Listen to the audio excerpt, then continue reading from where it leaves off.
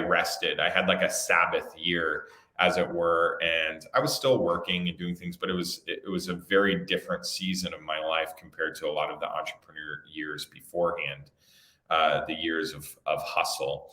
But I wanted to get going again, and the Lord's like, I have such extravagant rest for you, and you don't have space for it in your life.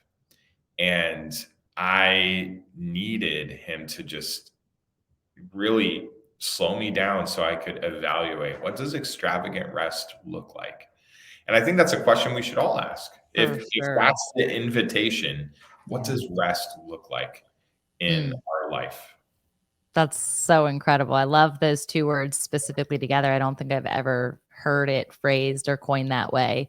It brings me to like a family plan that's kind of connected to your passion for travel and this idea of the passport that you have. I love so much. I'm like, how can I do that? That's so fun because I love to travel. And I've had the opportunity of taking my team out of the country for two of their first time ever. Awesome. I think it's so valuable to be in different cultures and immersed on different shores and different places and in different, environments. And one of the things that it brings to mind is one of our root family desires is to travel as well. Our kids have probably been more places than a lot of adults just Yeah. because of the gift of our grandparents and our travel bug that we got bit by. But we're gonna do something that's really out of the norm to especially people we're close with, and we're gonna go on a 30-day vacation, if you will, exploration more so because they still have to do school and we Yeah. still have things to touch base on. But it'll be the first time that we're doing something at this length in December. And our plan is to do 30 this year and then add essentially 10 to 15 every year moving forward. And so I think about extravagant rest associated to that and what that's going to look like from a family dynamic, what that's going to do for our marriage, what that's going to do from a business perspective. So I like it. I'm simmering with it today.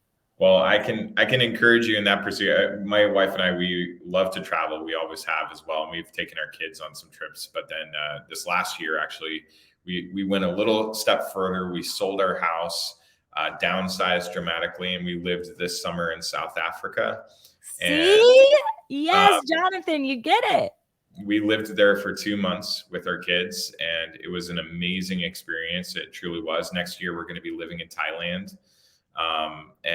So there's a lot of benefit to that. And I think those, people say, hey, I want to do that. One of the things that I've learned in that process over the last year in particular is, so often we make decisions based within the constraints of how our life has already been designed, rather than saying, what is it that we're being invited into from the Lord, or maybe even something that we really want to pursue, that we have a value for.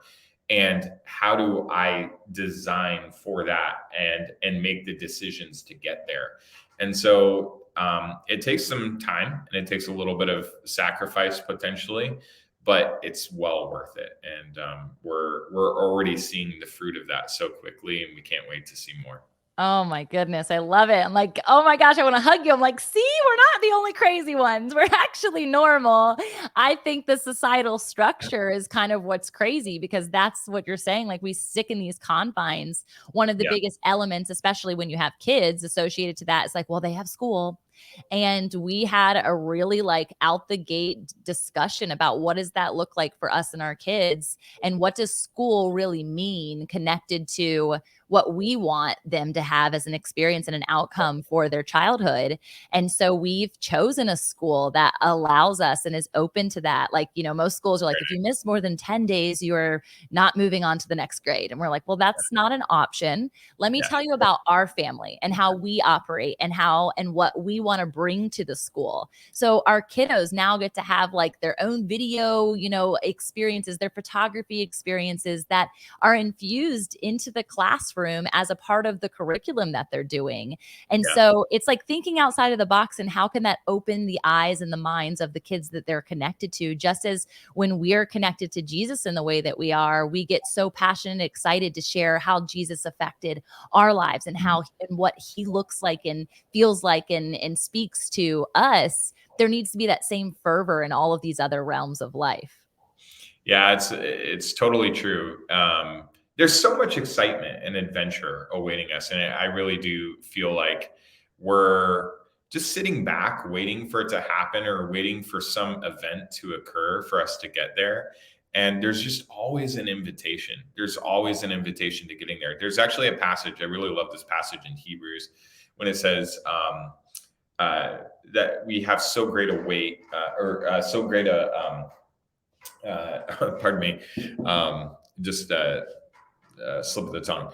So it talks about let us lay aside every weight and sin that so easily entangle us, and let us run the race. There you Uh, go. and so this idea of weights, though, we talk often about sin within Christian circles, but Mhm. let's talk about the weights. What are the weights? What are the impedances? What are the things that are hindering us from running well, to being unhindered, untethered, to really pursue the liberation that God has for us? And that isn't just our whims. It's liberation in obviously every area of our lives. But I think that there's a lot more awaiting us that isn't normal, quote unquote, that doesn't look like a lot of the systems out there. One thing I've been thinking as an example, and this isn't to say it's a condemnation of anyone that goes to Sure, sure, sure. but like, would Jesus have a mortgage? You know, would the apostle Paul have a mortgage? And So I'm not good. saying that it's wrong to have a mortgage, because I've had a mortgage.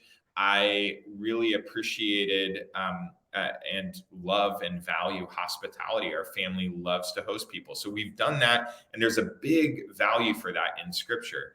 But I still question, like, is it something that we have to do? And, we so often look at the rich young ruler when Jesus says, sell all your possessions. And we caveat that more than almost any other scripture Yeah. when I've heard it taught. And yet, I think there's an element of truth to that. And by the way, I'm not telling everyone to sell all their possessions, but maybe that's Maybe. something Yeah. that the Lord has for you. Like, be open to it rather than just completely negating that invitation, because what could that create in your life?